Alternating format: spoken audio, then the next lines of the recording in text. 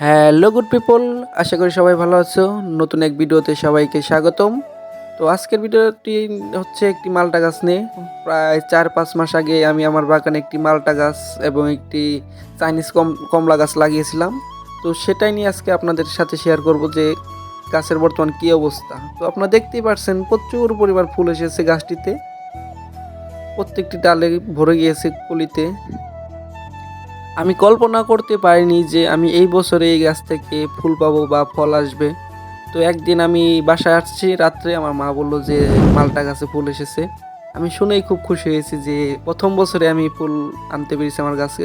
সম্পূর্ণ ন্যাচারালভাবে আমি এই গাছটি তৈরি করেছি। তো দেখতেই পাচ্ছেন চাইনিজ মালটা গাছে ছোট ছোট ফুল এসেছে। আর এই বিষয়ে ভিডিও আমি আরও আপলোড করব। আশা করি আপনারা ভালো থাকবেন, সুস্থ থাকবেন।